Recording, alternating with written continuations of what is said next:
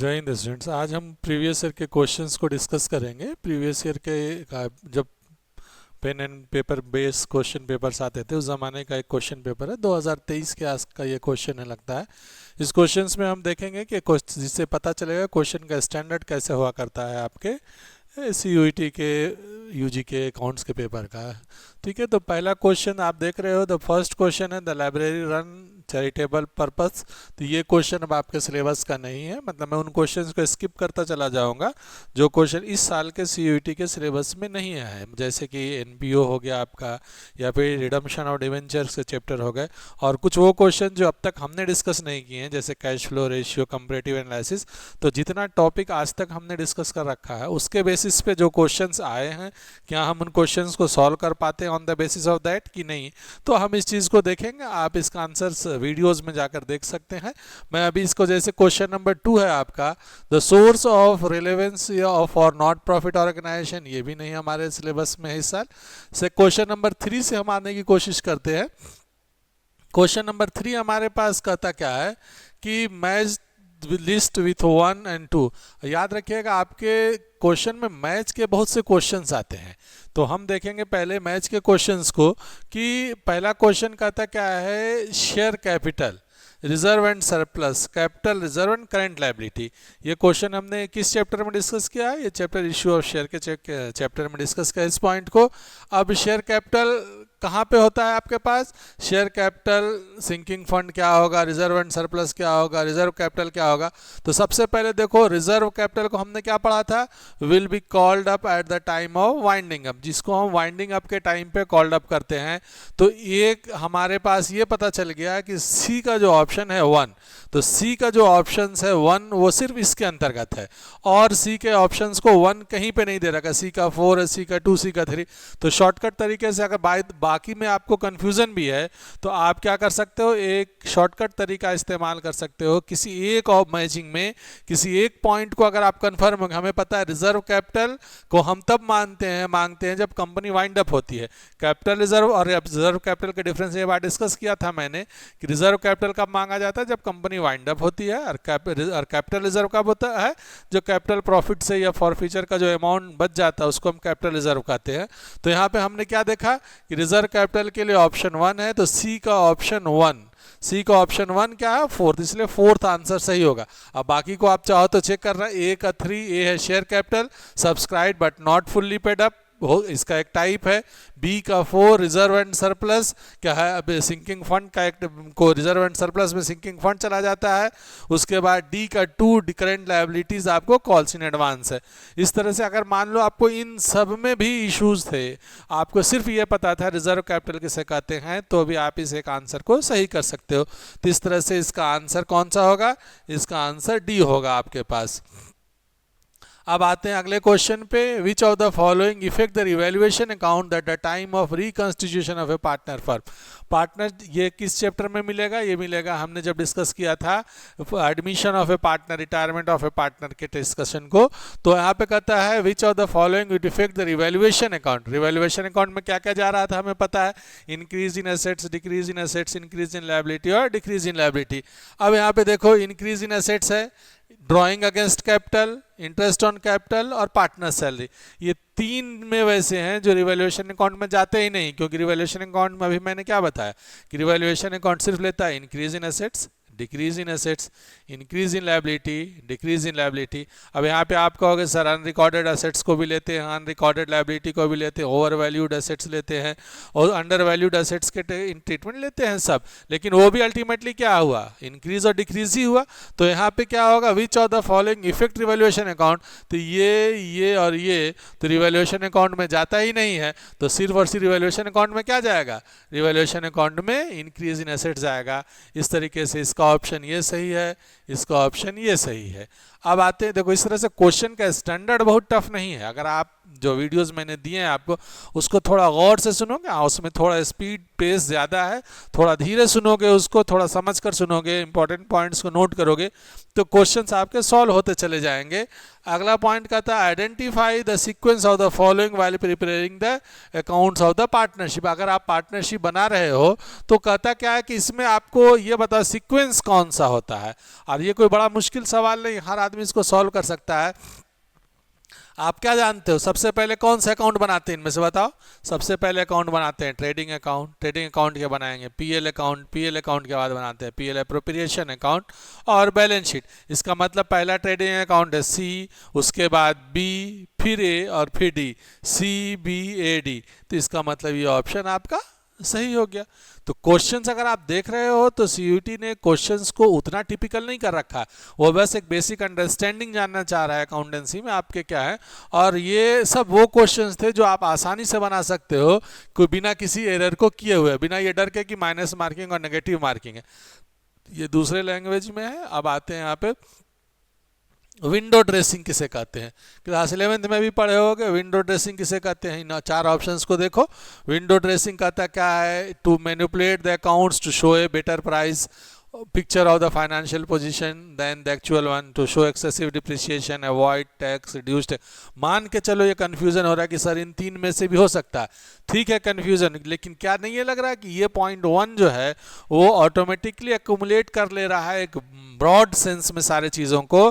तो window dressing का purpose क्या है कि हमारे पास जो चीज़ें हैं उनसे अच्छी चीज़ दिखाएं हम बाहर की चीज़ों, बाहर के लोगों को। मतलब अगर मेरे पास कोई सामान कम है तो हम उसको इस तरह से शो करें कि वो देखने में ज़्यादा अच्छा लगे। तो इस तरह से क्या है आपको ये वाला पॉइंट आपको इसका सही है। तो इसका आंसर 6 का ए हो जाएगा आपके लिए। अब आते हैं अगला क्वेश्चन की तरफ। अगला में देखो आपके पास क्वेश्चन नंबर 7 है, मैच लिस्ट 1 एंड लिस्ट 2। ये भी बड़ा आसान सा क्वेश्चन है। सैलरी टू ए पार्टनर, बोलो सैलरी पार्टनर में कहाँ जाता है। अब कहोगे credit side of partners capital account, debit side of the partner, तो सैलरी कहाँ जाता है उसका credit side of partner current. अब यहाँ पे देखो तुम्हें कंफ्यूज करने के लिए क्या किया, करंट अकाउंट भी डाल दिया और कैपिटल अकाउंट भी डाल दिया। इसका क्या मतलब है, ये बना रहा है कौन सा कैपिटल मेथड्स को, ये बना रहा है फिक्स्ड कैपिटल मेथड से। और फिक्स्ड कैपिटल मेथड जब भी होगा तो सैलरी कहाँ चला जाएगा, पार्टनर्स के करंट अकाउंट में चला जाएगा, ना कि कैपिटल अकाउंट में। तो ये हाँ चला आया। इंटरेस्ट ऑन पार्टनर लोन, बच्चों पार्टनर का लोन जो है वो पार्टनर्स के कैपिटल अकाउंट या करंट अकाउंट से इंपैक्ट नहीं रखता, वो बताया था मैंने, वो चार्ज अगेंस्ट प्रॉफिट है। तो इंटरेस्ट ऑन पार्टनर लोन्स कहाँ जाएगा, debit side of the PL account, और पीएल अकाउंट के डेबिट साइड में चला जाएगा। इंटरेस्ट ऑन पार्टनर्स ड्राइंग जो है और एडिशनल कैपिटल इंट्रोड्यूस क्या है, एडिशनल कैपिटल इंट्रोड्यूस चला जाएगा इसमें, और इंटरेस्ट ऑन पार्टनर ड्राइंग चला जाएगा करंट अकाउंट में। अब आप देख लो फर्स्ट का 4 है तो फर्स्ट का 4 किस में गया, फर्स्ट का 4 इसमें गया, बाकी ऑटोमेटिक अपने आप से हो जाएंगे। बी का 3, बी का देखो 3 आया है, सी का 2, सी का 2 एंड डी का 4, डी का 4। इस तरह से ये ऑप्शंस आपके पास ऑटोमेटिकली सही हो गया। और इसमें कुछ डिस्कशन करने का नहीं था। आपको कौन सा कंसेप्ट ध्यान रखना था, ध्यान रखना था कि कैपिटल अकाउंट के मेथड्स कौन से हैं, फिक्स्ड और फ्लक्चुएटिंग, और पार्टनर्स लोन जो है वो पीएल एप्रोप्रिएशन में नहीं जाता है, वो चार्ज अगेंस्ट प्रॉफिट है, वो पीएल अकाउंट में जाता है। ये 2 कंसेप्ट अगर आप याद रखते हैं ये क्वेश्चन बड़ी आसानी से बन चुका होता है आपका। तो अभी तक हमने जितने क्वेश्चंस देखे हैं उन क्वेश्चंस में वैसा कुछ नहीं था जहाँ पे टिपिकल वो सब स्ट्रेट फॉरवर्ड क्वेश्चन थे। अब फिर अगला सवाल कहता है विच of the following would effect the revaluation account eight the time of admission of a partner. पिछले क्वेश्चन में क्या कहा था उसने, देखो रिवैल्यूएशन अकाउंट का पिछला क्वेश्चन भी देख लो अगर आप, यहाँ पे देखो विच रिवैल्यूएशन एट टाइम रिकंस्टिट्यूशन। इसने सवाल को सोचो फ्री में नंबर दिया है। रिकंस्टिट्यूशन का मतलब क्या था, एडमिशन रिटायरमेंट डेथ रिजोल्यूशन। तो यहाँ पे इसने नॉर्मल पूछ दिया कि रिवैल्यूएशन अकाउंट में कहाँ जाएगा, चाहे कभी भी हो, एडमिशन रिटायरमेंट डेथ और रिजोल्यूशन। अब उसने यहाँ पे क्या किया, अगले क्वेश्चन वो स्पेसिफाइड कर रहा है कि अब जो बच्चा थोड़ा भी पढ़ा हुआ होगा उसको ये कन्फ्यूज़न नहीं होगा कि रिवैल्यूएशन अकाउंट में कहाँ पे जाएगा हमारा। ऑब्वियस सी बात है जब रिवैल्यूएशन अकाउंट अगर रिकंस्टिट्यूशन ऑफ द फर्म में बनता है और हमारा जब एडमिशन भी रिकंस्टिट्यूशन ऑफ द फर्म कहलाता है तो क्या होगा, Which of the following would affect the revaluation at the time of admission? Increase in assets, revaluation account में जाता है, हमने देखा अभी. ड्रॉइंग अगेंस्ट कैपिटल नहीं जाता है रिवैल्यूएशन अकाउंट में. अनरिकॉर्डेड असेट्स और डिक्रीज इन लायबिलिटी. अब यहाँ कहता है विच of the following would effect the revaluation account, तो ये भी जाता है और ये भी जाता है. अब इसमें जैसे ही आपने देखा ए, सी और डी, तो ए, बी तो नहीं जाता है क्योंकि कैपिटल अकाउंट करंट अकाउंट में जाएगा. बी इसमें भी है, बी इसमें भी, ये दोनों तो आंसर नहीं होंगे. ए फिर बी इसमें आ गया तो ये नहीं होगा, ये नहीं होगा और ये नहीं होगा. तो ऑटोमेटिकली कौन सा आंसर हो गया? ऑप्शन नंबर थर्ड जो है इसका करेक्ट आंसर हो गया. इन तीनों की गलती क्यों? क्योंकि इन तीनों में बी ऑप्शन दे रखा है और बी हमारा रिवैल्यूएशन अकाउंट में नहीं जाता है. तो ऑब्वियस सी बात है जिसमें बी नहीं है उस ऑप्शंस को आप सही कर दोगे. It's so easy to solve this questions but you have to do the basic concept of the accountancy theory paper. यहाँ प्रैक्टिकल के क्वेश्चंस उतने नहीं पूछे जा रहे हैं जितने में आप देखो ये क्वेश्चंस है. ये है हमारा कैश फ्लो का जो अभी हमने डिस्कस नहीं किया है, नेक्स्ट क्लासेस में हम इसको डिस्कस करेंगे. तो अभी मैं इस क्वेश्चन को स्किप करता चलता हूँ. Which of the following are the correct in connection with the common size statement, ये भी नेक्स्ट अभी क्लास में देखेंगे. कैश फ्लो भी हम किसी और क्लास में देखेंगे. तो जब कभी जिस टॉपिक्स को डिस्कस कर रखा है हमने वो उस टॉपिक को हम डिस्कस करेंगे.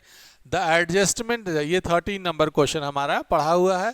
Adjustment required for over valuation of the closing stock while calculating adjusted profit for calculation of goodwill is. Goodwill के कैलकुलेशन में हमने डिस्कस किया था कि अगर कोई गुडविल है किससे उसको हम कौन सा नॉर्मल प्रॉफिट लेते हैं और अगर प्रॉफिट ओवर वैल्यूड है तो उसको नॉर्मल कैसे करेंगे. इसने हमें बड़ा टेक्निकल सा स्टाइल रखा है क्वेश्चन का. आप समझो इस क्वेश्चन को. कहता क्या है कि over valuation of the assets closing stock हुआ.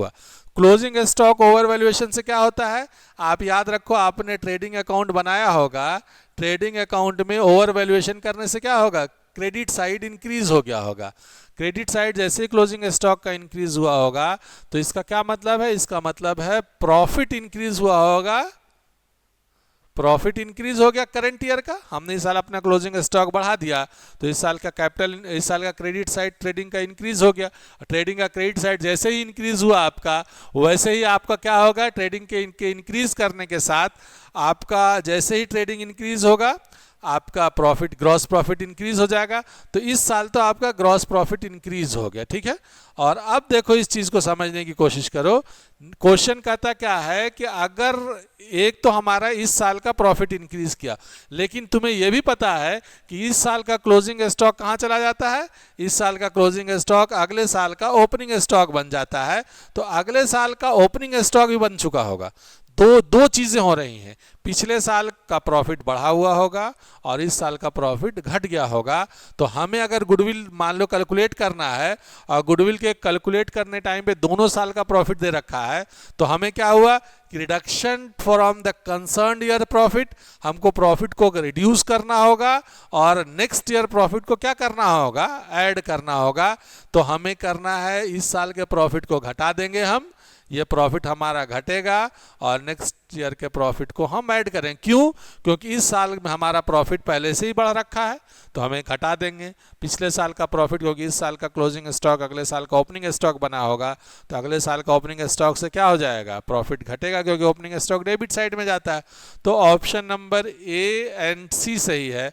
तो ये वाला ऑप्शन आपका आंसर हो जाएगा.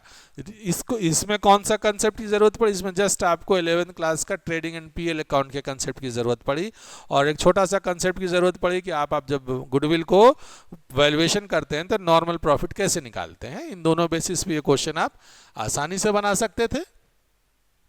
अब आते हैं ओवर सब्सक्रिप्शन. ये है वो चैप्टर जो अभी हम लोग पिछले क्लासेस में डिस्कस किए हैं. ओवर सब्सक्रिप्शन किसे कहते हैं? नाम से ही पता चल रहा है बच्चों कि ओवर सब्सक्रिप्शन का मतलब क्या है? Number of share applied is equal to the number of share issued. इसको तो हम क्या कहते हैं? Full subscription. तो ये तो नहीं ही होगा क्योंकि ये तो जितना शेयर इशूड किए थे उतना अप्लाई किए थे तो ये ओवर सब्सक्रिप्शन नहीं है. Number of share applied is more than the number of share issued. ये देखने में सही लग रहा है कि नंबर ऑफ शेयर जो था हमने जितना अप्लाई इशू किया था उससे ज़्यादा लोगों ने अप्लाई कर रखा है. शाबाश. Number of share applied is less than, तो लेस देन हो गया तो अंडर सब्सक्रिप्शन हो गया तो ये भी नहीं होगा. उसका बाद कहता है face value of the share is less than the issue price of the, ये फेस वैल्यू और इशू प्राइस का आ गया, तो शेयर इशूड है डिस्काउंट के बारे में बात कर दिया है। Face value is less than the issue price, तो इसका मतलब ये प्रीमियम के बारे में बात कर रहा है। तो हमें हमारा सवाल ओवर सब्सक्रिप्शन का, तो ये भी इररिलेवेंट डिस्कशन है, तो कौन सा आंसर होगा? 14 का सेकेंड आंसर हो जाएगा आपके लिए। तो 14 का आंसर कौन सा है देख लेते हैं, 14 का आंसर सेकंड हो जाएगा, ठीक है। अब आते हैं 15th में, 15th क्वेश्चंस को देखो। 15 में भी क्वेश्चन वही है, शेयर पे जो हमने डिस्कस कर रखा है। 400 शेयर्स और ₹50 each issued at par for forfeited for non payment of final call of ₹10 per share. तो हमारे पास शेयर्स कितने हमने फॉरफिट किए हैं? हमने शेयर फॉरफिट किए हैं 400, ठीक है। कितना का शेयर का पैसा आया था? हमारे पास आ चुका था 50 का शेयर था, 10 रुपीज़ हमने क्या कर रखा था? नहीं अभी आया 10 रुपीज़, कॉल सीनियर है, तो आ कितना रखा था? आ रखा है, मतलब we received only 40 rupees per share, so we had received how much? 16,000 rupees. हमने कितना रिसीव कर रखा है? 16,000 रिसीव कर रखा है। अब सवाल आगे पढ़ते क्या है, री इशूड कितने में हो रहा है? ये री इशूड हो रहा है 45 में। अब यहाँ पे देखो, समझने की कोशिश करो, क्वेश्चन में हमने उस बंदे से 40 रुपीज़ पहले ले रखा, हमने 10 नहीं आया, 40 वसूल रखा, और हमने 45 में उसको री इशू कर दिया है। तो हमने जितना वसूला उससे ज़्यादा में तो उसको री इशू कर दिया है। तो हमारे पास शेयर फॉरफीचर अकाउंट से कोई पैसा नहीं गया है, क्योंकि हमारा 10 रुपीज़ तो पहले से बकाया था और 45 में इशू हुआ है। तो हमारे पास जो 16,000 रुपीज़ जो है हमारा, वो क्या चला जाएगा? कैपिटल रिजर्व में चला जाएगा। क्यों जाएगा? फिर से मैं समझा दूं। एंट्री क्या करोगे आप?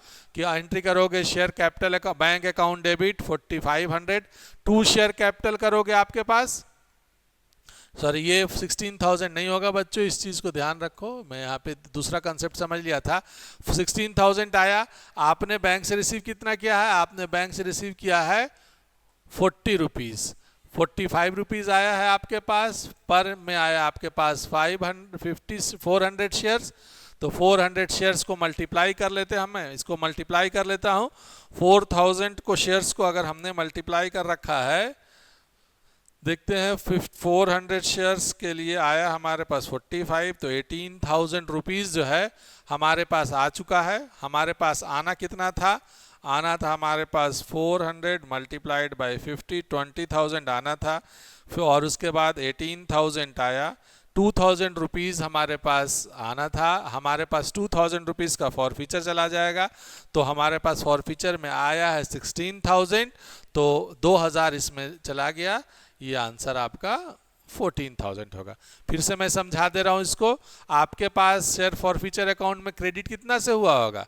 16,000 से। अगला एंट्री आपने कि इस क्वेश्चन को अगर मैं नोट्स पे बना के दिखाता, तो देखो इस क्वेश्चन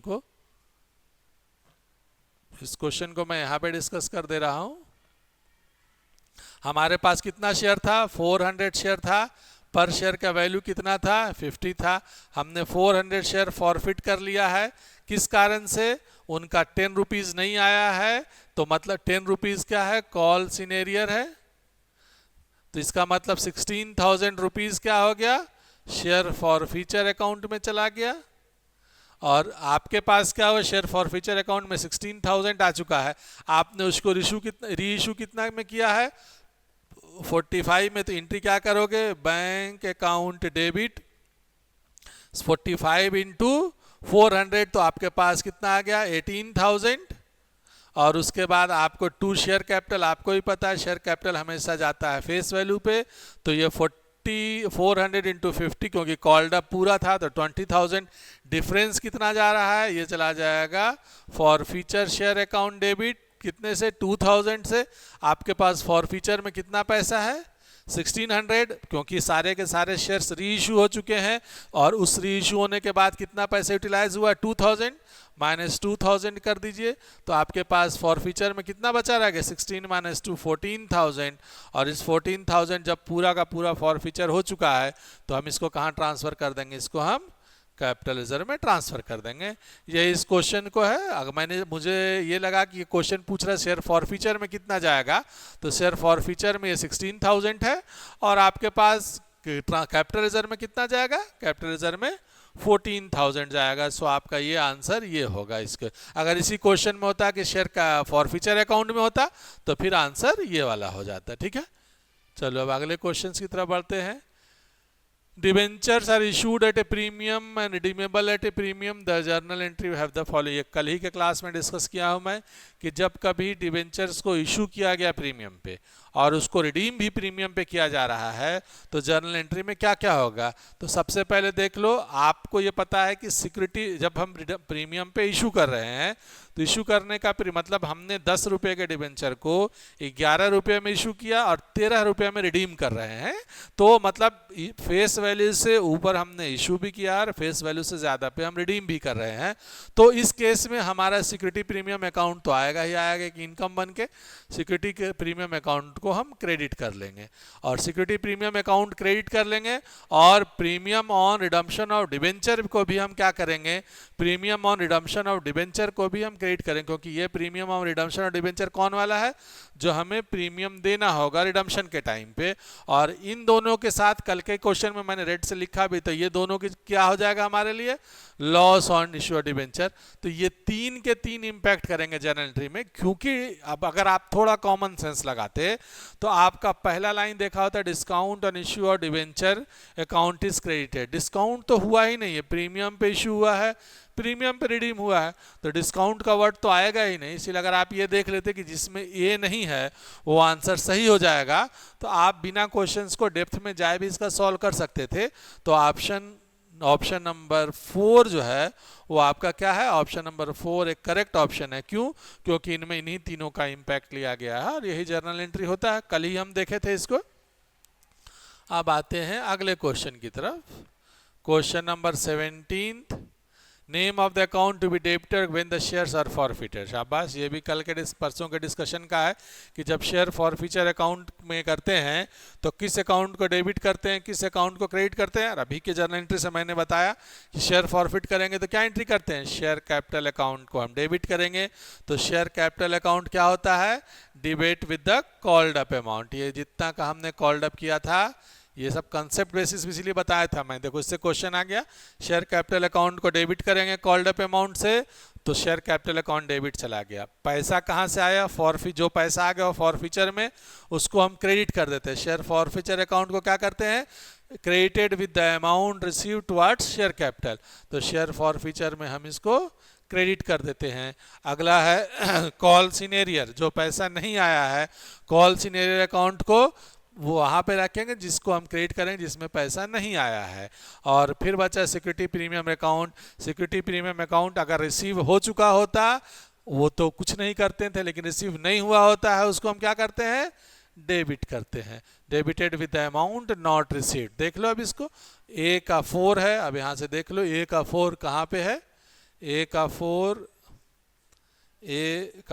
देख लो, ये आंसर सही होगा। आप चाहो तो इसको मिला भी सकते। अब देखो ए का 4 है, इसमें A4, B का 3, C का 2 एंड D का 1। इस तरह से आप, मैंने कहा ना मैचिंग के क्वेश्चन से बच्चे देखकर आपस में बहुत जल्दी कंफ्यूज हो जाते कि बड़ा टेक्निकल है। नहीं, मैचिंग में अगर किसी एक 4 में से किसी एक 2 के बारे में भी आपको पता है तो दूसरा तीसरा अपने आप आपको हिंट दे दिया करता है। इसलिए मैचिंग के क्वेश्चन को थोड़ा ध्यान से बनाइएगा।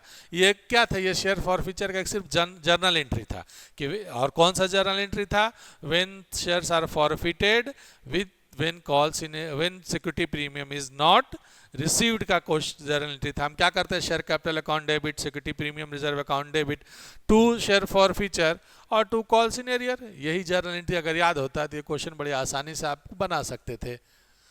अब आते हैं क्वेश्चन, नेक्स्ट क्वेश्चन की तरफ। कुछ 1-2 क्वेश्चंस और देख लेते हैं। मेरा पर्पस सिर्फ आज को बताने का ये था कि ये भी है आपके पास कि क्वेश्चन नंबर 18 DRR का है, जो अब डिबेंचर के रिडम्पशन से हमें नहीं पढ़ना है। इस क्वेश्चन को हम एक्सक्यूज करेंगे, आगे बढ़ेंगे। अब यहाँ पे ये क्वेश्चन देखो थोड़ा सा याद करने वाला है। इन क्वेश्चंस को याद कर लो कि if a delay occurs beyond 8 days of refunding the subscription amount, failing to gather the minimum subscription from the date of closure of the subscription list, the company shall be liable for interest at the rate of. कहता क्या है कि अगर कोई company ने IPO दिया, initial public offer दिया, initial public offer में मिनिमम सब्सक्रिप्शन 90% का सब्सक्रिप्शन नहीं आने से पहले वो एस्क्रो अकाउंट में वो पैसा चला गया। अब सब्सक्रिप्शन के डेट एंड हो चुके हैं, सब्सक्रिप्शन का डेट खत्म हो चुका है, तो अब वो पैसा क्या होगा, वो पैसा एप्लीकेशन जिन जिन लोगों ने दिया था उनको वापस करना होगा। कहता क्या है कि अगर 8 दिन से ज़्यादा हो गया वो सब्सक्रिप्शन का पैसा नहीं दिया है, कंपनी ने वापस नहीं किया है, तो कंपनी को कितना % इंटरेस्ट देना होगा, ये याद रखिएगा, कंपनी को इंटरेस्ट देना होता है 15% का। इस पर कंपनीज एक्ट 15% का इंटरेस्ट, इसमें कुछ ही समझना नहीं है, इसमें सिर्फ आपको याद रखना है कि 15% का इंटरेस्ट दिया जाता है। ठीक, अब आते हैं, एक company accept calls in advance. ये कंपनी कॉल्स इन एडवांस कब एक्सेप्ट कर सकती है, मतलब कि अगर कंपनी के पास ओवर सब्सक्रिप्शन का केस है या फिर कॉल्स इन, किसी ने अलॉटमेंट के टाइम पे फर्स्ट कॉल का पैसा अगर वो दे रहा है, तो क्या वो कंपनी उस पैसे को रखे या वापस करे। तो पैसा अगर कंपनी कॉल्स इन एडवांस का रखना चाह रही है तो वो किस केस में रख सकती है, तो वो रख सकती है, अब देखो, share if authorised bye share holders. Share holders authorised कैसे करेगा, क्योंकि पैसा तो वही दे रहा है, ये एग्जिस्टिंग शेयर होल्डर्स को तो पता नहीं होता, क्योंकि कॉर्पोरेट वेल है फर्म में, कंपनीज में, तो ये तो होगा नहीं बच्चों, तो ये तो नहीं होगा। आते हैं board of directors. Board of directors को अगर ये पावर दे दिया जाए तो बोर्ड ऑफ डायरेक्टर्स तो अपने मर्जी का कभी भी कोई भी डिसीजन ले लेंगे। तो आपको ही पता है कंपनी के 2 मेजर डॉक्यूमेंट्स हैं, एक ये और एक ये। तो मेमोरेंडम ऑफ एसोसिएशन क्या है, वो overall chartered of the firm, वो overview of the firm company को डिस्कस करता है। इंटरनल डिस्कशन को कौन डिस्कस करता है, रूल्स बुक कौन सा है, वो आर्टिकल ऑफ द एसोसिएशन। तो calls in advance, calls in arrear के बारे में डिस्कस जो करता है वो हमारा करता है कौन, ये करता है आर्टिकल ऑफ एसोसिएशन। तो आपका 20/20 का आंसर हो जाएगा सी, कि अगर आर्टिकल ऑफ एसोसिएशन में लिखा हुआ होगा कि company will accept a calls in advance, then only company will accept the calls in advance, otherwise whatever the amount received in excess of the call due by the company is supposed to be returned by the company to the applicant या to the shareholders who are giving the excess money towards any other call। तो ये आपका 20 number हो जाएगा इसका answer. अब आते हैं 21। अब 21 1 2 3 क्वेश्चन और करते हैं हमें। 21 कहता क्या है, A B and C are partner sharing profit and loss 3:2:1। C died on 1st July 2023. On this date, final account was prepared for ascertaining profit for the period. The result entered in the profit of 1,75,000 to the firm to give the effect to the above। अब कहता क्या, किसी एक firm में ABC 3 partner थे, PSR था इतना, 1 जुलाई को डेथ कर गए। ये सब बातें सिर्फ आपको घुमाने के लिए। सवाल शुरू होता है कि अगर उस टाइम पे हमने जो प्रॉफिट कैलकुलेट किया, तो प्रॉफिट कैलकुलेट कब किया, प्रॉफिट कैलकुलेट किया हमने पीएल अकाउंट बनाकर। तो पीएल अकाउंट बनाने के बाद हमारा प्रॉफिट आया उस टाइम का 1,75,000। बेसिक तरीका ये है कि उस टाइम पे हम प्रॉफिट एंड लॉस अकाउंट या प्रॉफिट एंड लॉस सस्पेंस ना करके profit and loss suspense account बनाते हैं अप्रोप्रिएशन की जगह पे। लेकिन हमारे पास सस्पेंस का कोई डिस्कशन नहीं यहाँ पे कर रखा ऑप्शंस में। तो अब आपको पता है कि पीएल अकाउंट बन चुका, तो पीएल अकाउंट में प्रॉफिट आया तो वो उसका इफेक्ट देना है पार्टनर को, तो कहाँ करेंगे, पीएल अप्रोप्रिएशन के क्रेडिट साइड में कर देंगे। तो पीएल अप्रोप्रिएशन के क्रेडिट साइड में कर देंगे हम इस चीज़ को। बहुत से लोग इसमें बहुत जगहों पे हो सकता है प्रॉफिट लॉस अकाउंट डेबिट लिखेंगे, आंसर है वो गलत है, क्योंकि प्रॉफिट एंड लॉस डेबिट तो हो चुका होगा, क्योंकि वो जर्नल एंट्री होगा profit and loss account debit to net profit. वो काम क्वेश्चन कर रहा है कि हमने रिजल्ट बना लिया है, पीएल अकाउंट बना लिया, अब उसका इम्पैक्ट लेना है। तो उसका इम्पैक्ट लेने के लिए हमको पीएल अप्रोप्रिएशन अकाउंट में क्रेडिट कर देंगे और तब ऑटोमेटिकली पार्टनर्स कैपिटल अकाउंट के क्रेडिट साइड में ये चला जाएगा। तो इस तरह से इसका आंसर 4 हो जाएगा 21 का। ये एक बहुत दिन देर के बाद एक क्वेश्चन आया प्रैक्टिकल क्वेश्चन होगा, तभी तक पूरा का पूरा क्वेश्चन जो है थ्योरेटिकल पार्ट है। इसीलिए आप मेरे वीडियोस अगर देखेंगे, उन वीडियोस में मैंने मैक्सिमम थ्योरेटिकल एस्पेक्ट एक्सेप्ट किया है, प्रैक्टिकल के कुछ एग्जांपल्स लिए हैं। जबकि बोर्ड में या 12th के बेसिस पे जब हम पढ़ते हैं तो हम मैक्सिमम क्वेश्चंस करते हैं प्रैक्टिकल के। यहाँ पे हम प्रैक्टिकल क्वेश्चंस नहीं करके थ्योरेटिकल एस्पेक्ट्स के फोकस करते हैं। एक बड़ा छोटा सा क्वेश्चन आया है, आपको इस क्वेश्चन को, on the date of admission of a partner there was a balance of 45,000 in the account of machinery, it was found it was undervalued by 10%. हमें ये मिला, पता चला कि मशीन का वैल्यू था 45,000 और जो अंडर वैल्यूड था 10% से। तो मैं इस क्वेश्चन को आपको फिर बनाता हूँ एक जगह पे, अगर इस पे चलता है ये तो ठीक है, नहीं तो मैं इस क्वेश्चन को नोट पे बनाता हूँ। हाँ चलो ठीक है। तो अब इस चीज़ को समझने की कोशिश करो कि मशीन का वैल्यू कितना था। मशीन का वैल्यू था आपके पास 45,000। तो मशीन का वैल्यू देखो, मशीन का वैल्यू कितना है आपके पास, 45,000 वैल्यू मशीन का है, जो कि क्या है, अंडर वैल्यूड है। इसका मतलब मशीन का वैल्यू इससे ज़्यादा होना चाहिए, क्योंकि नए बैलेंस शीट में क्या होगा, न्यू वैल्यू पे हम शो करते हैं, न्यू वैल्यू पे शो करेंगे तो जो वैल्यू करेक्ट वैल्यूएशन होगा उस पर शो करेंगे। तो इस तरह से अगर शॉर्टकट दिमाग लगाओगे तो केबीसी का 50-50 तो अपने आप हो गया कि ये नहीं होगा और ये नहीं होगा, क्योंकि हमारा 45,000 जब अंडर वैल्यूड है तो हमें एक्चुअल वैल्यू तो ज़्यादा होगा। अब एक्चुअल वैल्यू ज़्यादा होगा तो कैलकुलेट कैसे करें, इसके लिए एक शॉर्टकट तरीका याद रखो।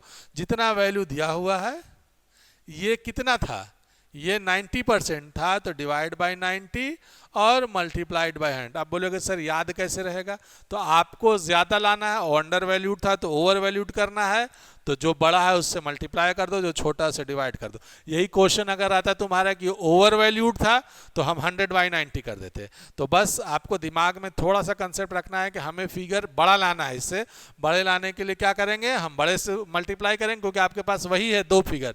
ये 90 कहाँ से आया, 100% था, 100% में 10% कम था तो 90% का फिगर था। तो 90 और 100 का ही के बीच 90 को 100 बनाना है, तो 90 से डिवाइड करेंगे, 100 से मल्टीप्लाई कर देंगे, यूनिटरी मेथड पढ़े होगे।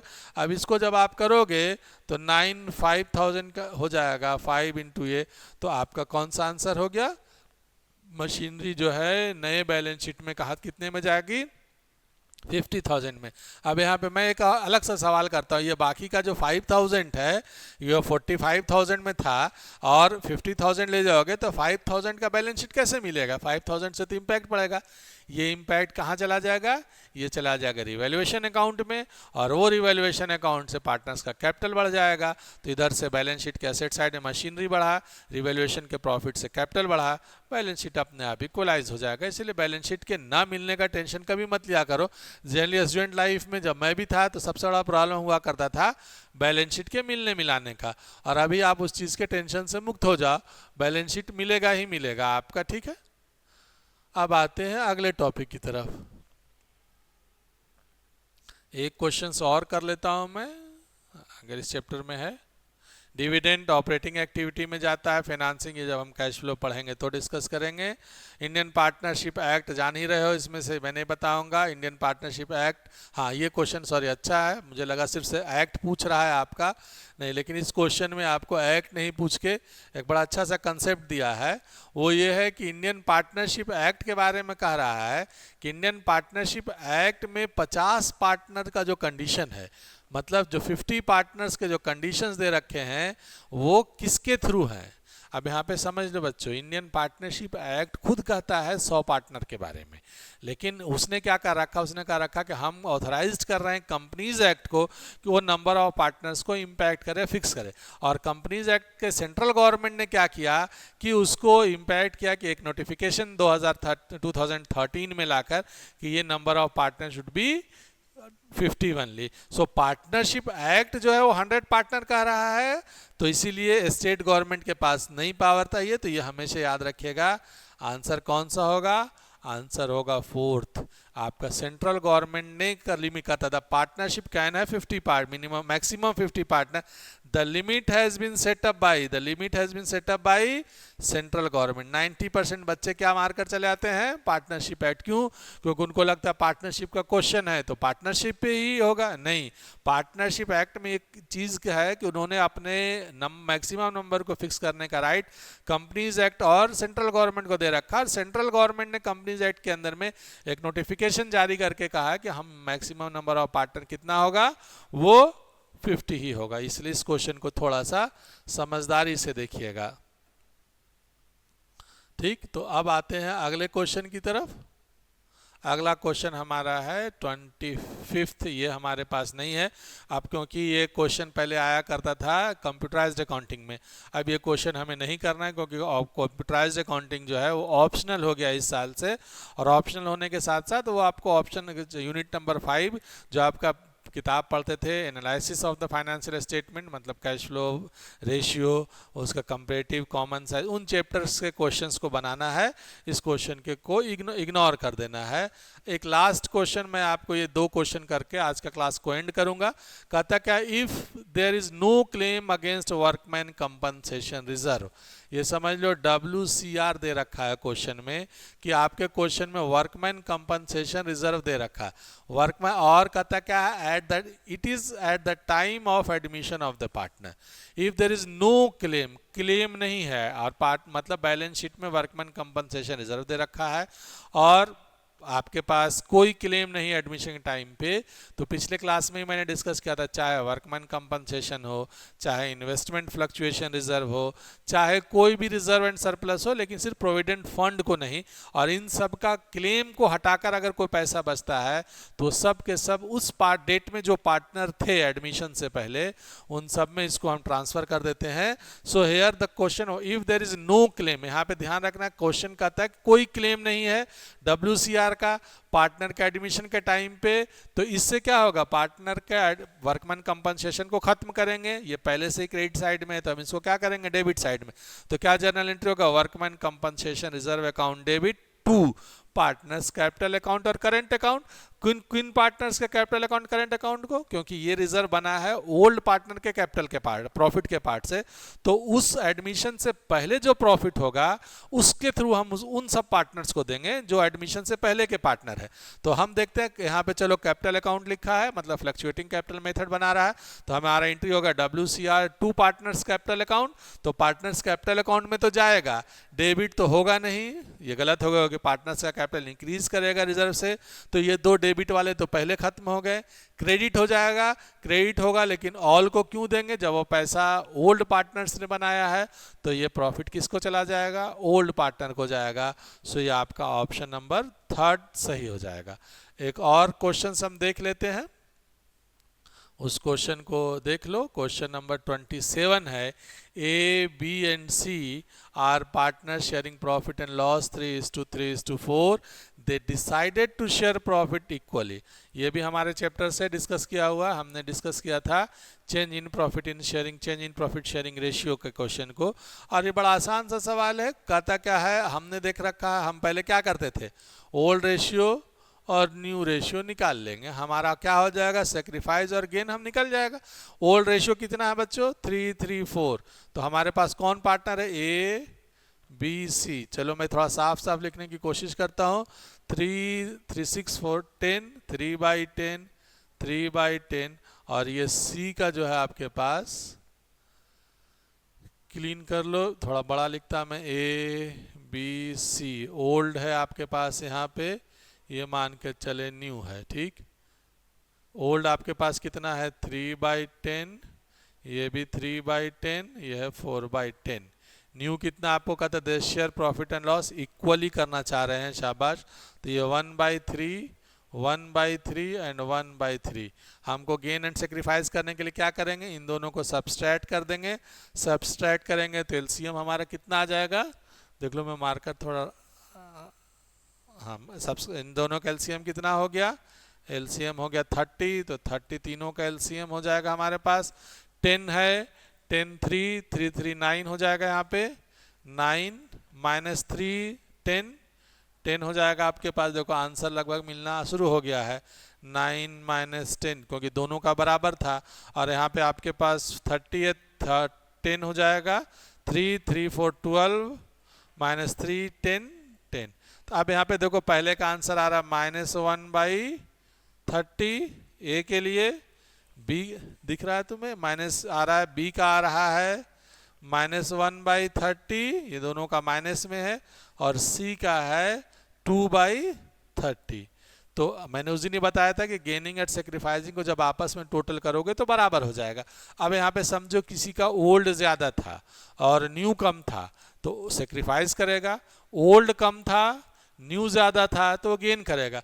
तो इन दोनों का न्यू शेयर जो है वो क्या है, ज़्यादा, तभी आंसर नेगेटिव में आ रहा है, न्यू से माइनस कर रहे हैं। और ये तो आपके पास ये दोनों गेन कर रहे हैं और ये क्या है, सेक्रीफाइस कर रहा है। तो ये आपका ए जो है ऑप्शन वो करेक्ट हो जाएगा। कहाँ देखो है 1 1 2 1/30 गेन कर रहा है। क्यों गेन कर रहा है, ओल्ड जो है इनका क्या था, इनका ओल्ड कम था, न्यू ज़्यादा था। तो इसका मतलब क्या कर सकते हो, माइनस में तभी आ रहा, अगर न्यू माइनस ओल्ड करोगे तो ये प्लस में आ जाएगी, ये माइनस में आ जाएगा। फॉर्मूला आपका है गेनिंग सेक्रीफाइसिंग का अलग अलग, न्यू माइनस ओल्ड पॉजिटिव में आए तो gaining, old minus new negative में आए तो गेनिंग। तो यहाँ पे ये आपका समझ लो, ये आपका -1 है, ये दोनों गेन कर रहे हैं, ये सी सेक्रीफाइस कर रहा है। तो इस तरह से ये आंसर आपका हो जाएगा, option number 1 will be the correct answer. So इस तरह से आज के क्लास को मैं यही एंड करूंगा। पर्पस बताने का सिर्फ इतना था कि आज जो क्वेश्चंस, जिस टॉपिक को हमने आज तक डिस्कस कर लिया है, एडमिशन हो गया, retirement, death, fundamental admission, goodwill, या फिर इशू ऑफ शेयर, डिवेंचर, इन सब टॉपिक्स जो हमने डिस्कस किया, उनके बेसिस पर अगर आप क्वेश्चंस बना रहे हो, जो आपके ये सीयूईटी का क्वेश्चन, कोई फ्रेम्ड क्वेश्चन नहीं है, ये सीयूईटी का क्वेश्चन है 1 ईयर का, तो उन क्वेश्चन के स्टैंडर्ड से पता चलता है कि जो डिस्कशन है, जो टॉपिक के क्वेश्चन है, जैसे हमने इग्नोर कर दिया कैश फ्लो के क्वेश्चन को, हमने इग्नोर कर दिया रिडम्पशन और डिवेंचर के क्वेश्चन को, हमने इग्नोर कर दिया कंप्यूटराइज्ड अकाउंटिंग के क्वेश्चन को। तो जो चैप्टर हमने नहीं पढ़े हैं और जो चैप्टर हमारे सिलेबस का हिस्सा नहीं रहे अब, उनके अलावा जितने क्वेश्चंस थे, लगभग 20 क्वेश्चंस के आसपास थे इन 27 क्वेश्चंस में, तो उन 27 क्वेश्चंस को अगर आप देखोगे तो जो वीडियोस मैंने बनाए हैं उनमें सारे के सारे क्वेश्चंस के आंसर आपको मिल जाएंगे। बस ये क्वेश्चन सिर्फ याद करने का था, वो था कि अगर सब्सक्रिप्शन नहीं करती है फर्म तो कितना % इंटरेस्ट देना होगा, तो वो 15%, वो आपको याद कर लेना होगा। बाकी सारे क्वेश्चंस का डिस्कशन हो गया। नेक्स्ट इसी क्लास में बाकी के जो क्वेश्चन है वो भी हम डिस्कस कर लेंगे, और फिर उसके बाद पूरा सिलेबस जब कंप्लीट हो जाएगा तो एक बार थॉरोली हम पूरे किसी ईयर के क्वेश्चन पेपर को भी सॉल्व करेंगे। Hope you understand the topic. Thank you very much. God bless you.